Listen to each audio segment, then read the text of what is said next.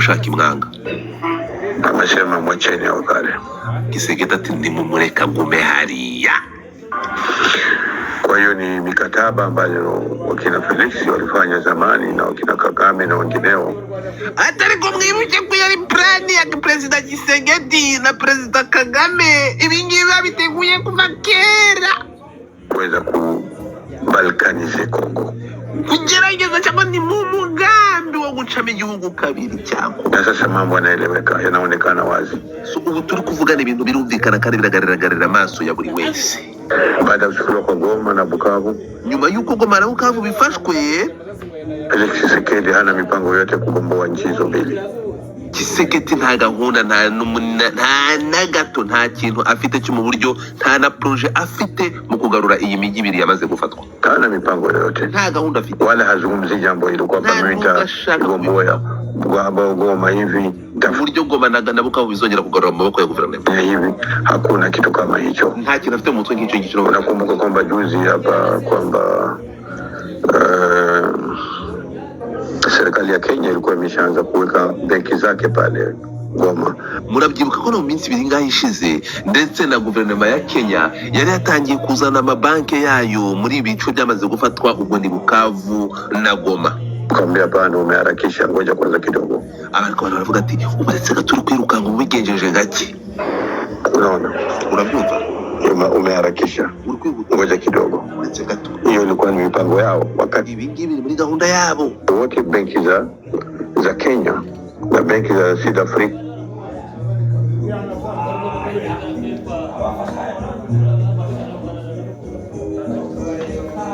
ati amabanki ya South Africa muri Kenya na hari no mu bindi bihugu batangiye kuzana ibikorwa remezo n'amabanki yabo hari muri Est ya Congo. Ni kiwezi benki zitaingia, ni ishara kubwa inaonyesha kwamba sasa wanajikata sasa. Ibingibi zabara amahirwe menshi cyane.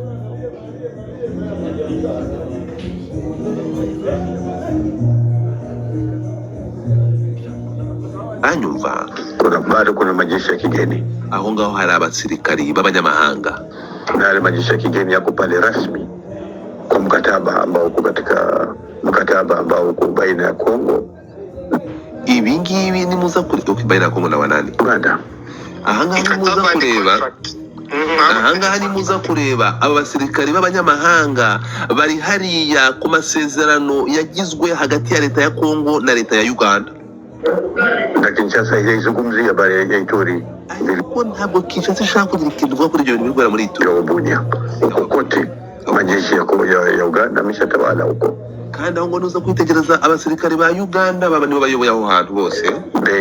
Beni, Butembo, Ruchuru, kwenda juu huko kujenzi hejuru hose, Isiro, Bunia, muri Bunia, mpaka katika mpaka wa Kongo na Sudani, huko kugera ku mupaka wa Kongo na Sudani kote hakuna majeshi ya Uganda, majeshi ya Kongo. Aho ngo abasirikari ba Kongo bahari, kuna majeshi ya Uganda. Aho hose abasirikari ba Uganda. Nasikia serikali ya Kinshasa inajua wala haizungumzi jambo hilo. Ibyo byose Kongo, leta ya Kongo irabizi ariko nta kintu ishaka kubivugaho. Wala haina mipango yoyote. Nta gahunda ifite. Hata Kisangani hakuna ulinzi wa nguvu ambao uko pale. Ndetse na Kisangani nta bwirinzi bwa gisirikari buhari. Ni mambo ya udanganyifu tu na kudanganya watu na kuonesha haya na yale. Aho ngaho ni igipindi siasa kubesha abantu babereka ngo bimeze uko bimeze kuriya, lakini hakuna mipango ambayo gahunda nimwe inaonekana. Serikali inajidhatiti kuweza kutawala nchi. Nta gahunda igaragara leta y'Kinshasa igaragaza ko ishobora kurinda umutekano w'igihugu ndetse no kuyobora igihugu yote kwa jumla na kuweka usalama na kuweka utulivu na kuwa ni mipango inaeleweka. Hakuna mipango inaeleweka ya usalama na kujidhatiti na kuimarisha usalama na utulivu. Hiyo ndio hali sasa iliyopo, na hata kana kwamba wazalendo watapinga, hawana nguvu. Niyo wazalendo washaka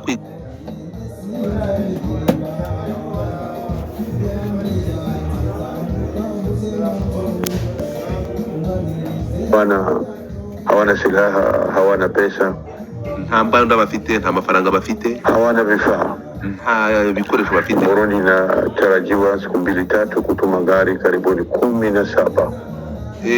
Biravuga ko mu minsi 2 Uburundi bushobora kohereza imodoka 17 majeshi wake wote kutoka, ingabo zabo zose zisohoke muri Kongo zihita zitahira. Na Burundi kwa nini inatoka? Kubera iki Uburundi buvuye muri Kongo? Inatoka kwa sababu kuna nchi karibuni nchi 4 za nguvu kabisa katika nchi ya Afrika wamekwenda kuonana na rais.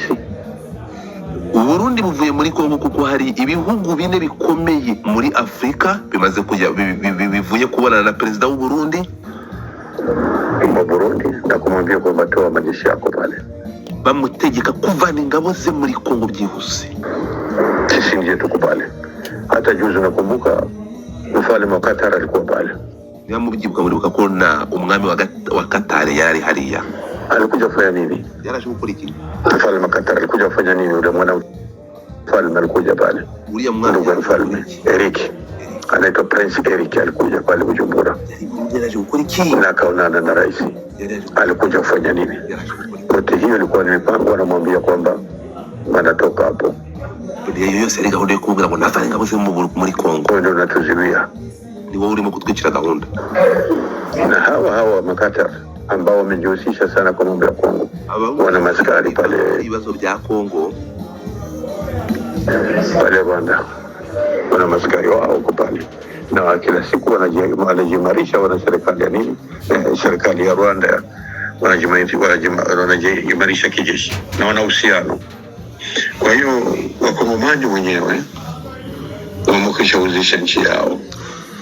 Abakongomani ku giti cyabo already bamaze kugurisha igihugu cyabo ajili ya dolara 1,000, 2,000 wanapewa, wanadanganywa kubera amadolari 2,000 babahereza bakababesha, wanauzisha nchi yao. Igihugu bamaze kukigurisha, na Kisekedi anashirikiana pia na Rwanda. Sasa inakwenda inadhihirika hivyo, lakini nyuma ya pazia. Ikindi kigaragara cyane kizwi cyamaze no kumenyekana nuko Kisekedi akorana n'u Rwanda bya hafi. Sababu jambo la huyu Generali Gasita, ikibazo cy'uyu Generali Gasita dhihirisha mambo mengi. Ibingibi bifunguye ibintu byinshi. Wazalendo mwambia huyu mtu tunamjua. Abazalendo baravuga ati umuntu turamuzi, alifanya kosa fulani, alifanya kosa fulani, alifanya kosa fulani. Yakoze ya makosa yangaya, akora makosa yangaya na yangaya. Wana Goma ilianguka ni huyu. Kuba Goma yarafashwe ikavanwamo n'uyu Gasita. Alipoanguka Goma na Bukavu alikuja hapa kwetu. Bukavu na Goma bikimara gufatwa yaje hangaha iwacu Uvira, na akatuambia kwamba tufungue njia. Yaje hano natumwe ngo dufungure inzira.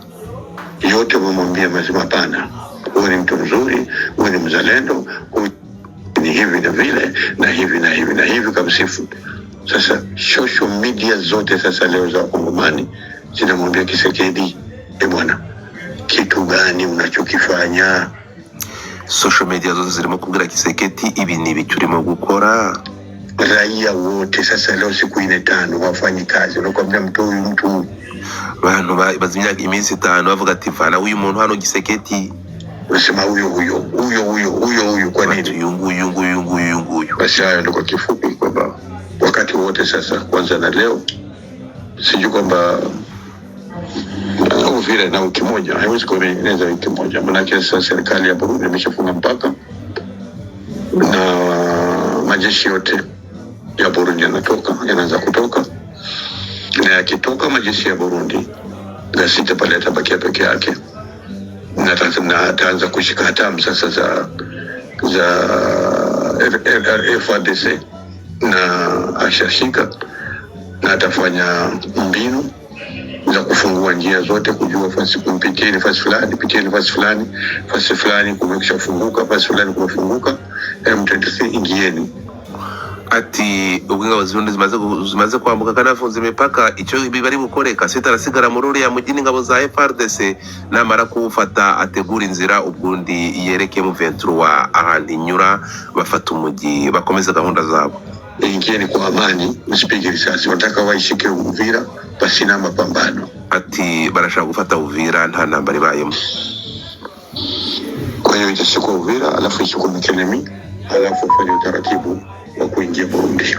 Hanyuma nyamara gufata Uvira ahanga birabyoroshye baratangira gutegura uburyo binjira i Burundi. Mungu wangu, ndabona space maze kuba space, abantu bamaze kuba 700. So reka dukomeze ikiganiro abako hose ndabona muhari ahangaha mbere yuko ninjira i Burundi. Izi ni mfite audio ni nyinshi ariko ndashaka nkuko nabasobanuriye nkuko nabibabwiye audio ni nyinshi cyane, mfite audio nyinshi cyane ariko dufite ibintu byinshi